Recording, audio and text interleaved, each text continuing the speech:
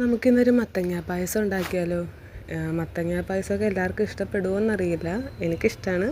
അപ്പോൾ ഞാൻ എൻ്റെ അമ്മച്ചി ഉണ്ടാക്കി തന്നെ ഒരു ഓർമ്മയിൽ ഞാൻ ഉണ്ടാക്കുവാണ്. അപ്പോൾ മത്തങ്ങ ചെറിയ കഷ്ണങ്ങളാക്കി നമുക്ക് കുക്കറിൽ വേവിച്ചെടുക്കാം. എന്നിട്ട് നന്നായിട്ട് ഉടച്ചെടുക്കണേ.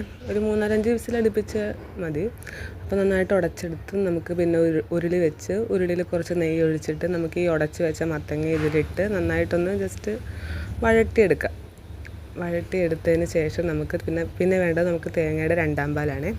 തേങ്ങയുടെ 2-ാം പാലും കൂടി ഒഴിച്ച്, ഞാനിവിടെ അരമുറി തേങ്ങയാണ് എടുത്തേക്കുന്നത്. അപ്പോൾ തേങ്ങയുടെ 2-ാം പാലും കൂടി ഒഴിച്ച് നന്നായിട്ടൊന്ന് കുറുക്കിയെടുത്തതിന് ശേഷം നമുക്ക് പിന്നെ വേണ്ടത് ശർക്കരപ്പാനിയാണ്. ഞാനിവിടെ 2 അച്ച് ശർക്കരയാണ് എടുത്തേക്കുന്നത്. അത് കുറച്ച് വെള്ളമൊഴിച്ച് പാനിയാക്കി നമുക്ക് അരിച്ചൊഴിക്കണം. ഇതിനകത്ത് ഇഷ്ടംപോലെ കല്ലും മണ്ണൊക്കെ ഉണ്ടാകും. അതുകൊണ്ട് നമ്മൾ അരിച്ചൊഴിക്കണം.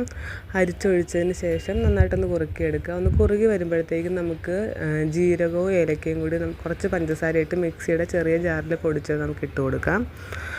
അതുകൂടി ഇട്ടതിന് ശേഷം നമുക്ക് ഒന്ന് കുറുകി വരുമ്പോൾ നമുക്ക് തേങ്ങയുടെ 1-ാം പാലും കൂടി ചേർത്ത് നമുക്ക് തീ ഓഫ് ചെയ്യാം. ഒന്ന് ജസ്റ്റ് ചൂടായി വരുമ്പോഴത്തേക്കും തീ ഓഫ് ചെയ്ത് കൊടുക്കാം. ശേഷം നമുക്ക് വേറൊരു പാൻ വെച്ച് നെയ്യൊഴിച്ച് അണ്ടിപ്പരിപ്പും കിസ്മിസൊക്കെ ഇട്ട് വറുത്തെടുക്കാം. പിന്നെ ചിലർ ഇഷ്ടപ്പെടുവാണെങ്കിൽ നിങ്ങൾക്ക് കുറച്ച് തേങ്ങയും കൂടി ചിരകി ഇതിൻ്റെ പുറത്തിട്ട് കൊടുക്കാവേ. അപ്പോൾ നമ്മുടെ പായസം റെഡിയായി. ഇഷ്ടമായാൽ ലൈക്ക് സബ്സ്ക്രൈബും ചെയ്യുക.